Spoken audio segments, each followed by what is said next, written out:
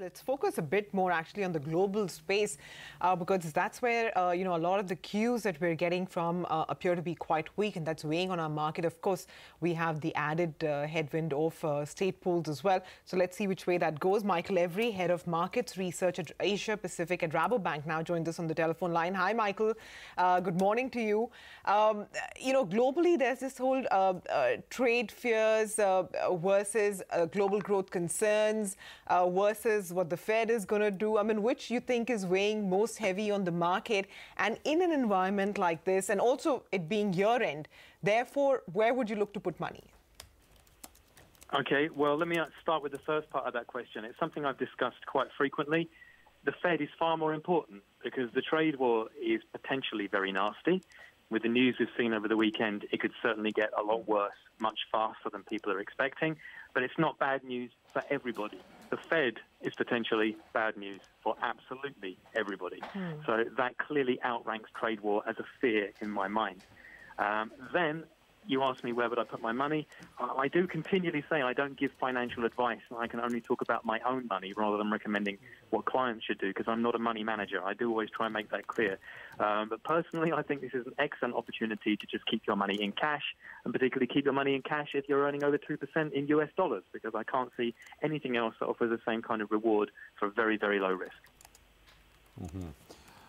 Okay, Michael, tomorrow we got the Brexit vote. How important will that be for global markets, one way or the other? Well, I think the market, if it's got any intelligence, will already have priced in the fact that it's going to get rejected. So, traditionally, what you would have here is a huge shock horror like you had on the day of Brexit itself. Except that was because everyone thought that the market was, so that the Brits were going to say yes rather than no, or remain rather than leave. And this now really should already be priced in that Theresa May's deal is going to be shot down very, very badly, and that it's probably going to be so bad that she won't actually be hanging around. That would probably be where you get the extra uncertainty if she's so humiliated after the vote that she has to step down and resign, because then that opens another can of worms alongside the very large number of cans of worms we already have opened regarding Brexit.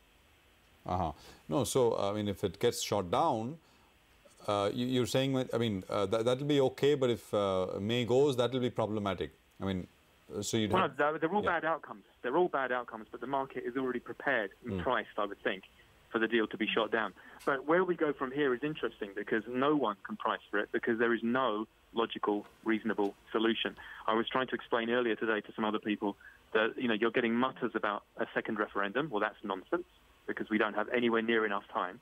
Even if we did have enough time, what do you put on the referendum? You can't just say remain or leave, because now you have to specify remain on what terms? May's deal, Norway, just remain, full stop, versus leave. And okay, do you leave again on May's deal, or do you leave with a hard Brexit? And if you put them all on the ballot, which one's going to get a majority of the people? And the answer is none. You'll get a plurality rather than the pure majority, totally undemocratic. You can't do that. But any option you leave off the ballot is undemocratic too. And then people say, well, don't worry, we'll have an election. How? You've got Brexit looming on March the 29th. We haven't got time for an election. And even if you did, the Conservatives and Labour don't have a clear policy platform. That's not going to work either.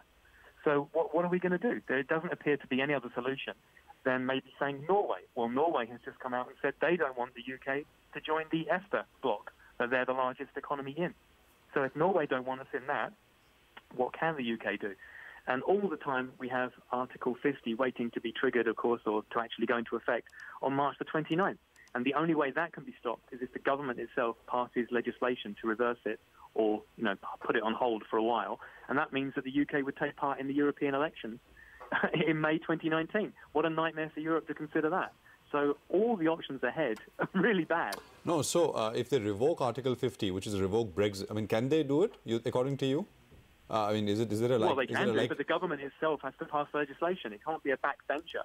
It would have to be the Prime Minister. And if Theresa May has stepped down as Prime Minister after this vote, if she gets humiliatingly defeated, who do you think the next Prime Minister is going to be? Someone who wants to remain? I don't think so. At which point, why would they then, revoke Article 50?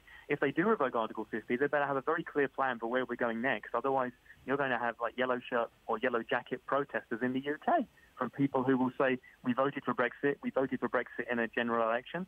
we've had 2 votes for it, and now you're rejecting it at the last minute, without actually putting it to us again. I can see a serious risk of unrest.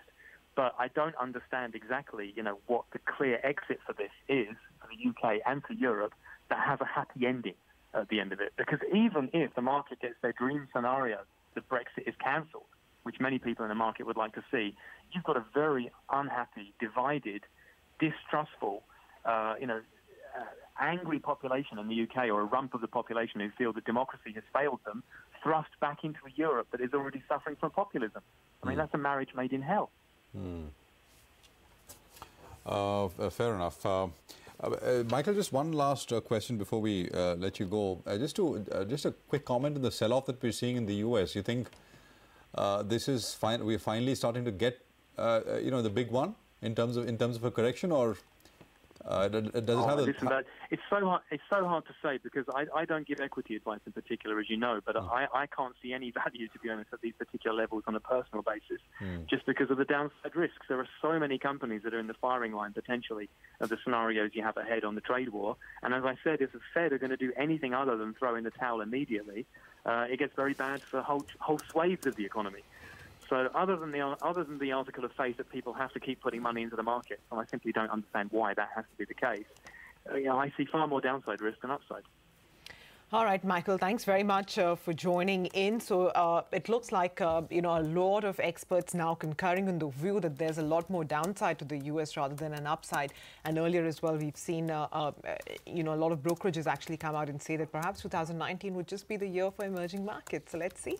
For now, a very quick break. Up next, an exclusive chat lined up with Bhaskar Bhatt, the MD of Titan. Stay tuned.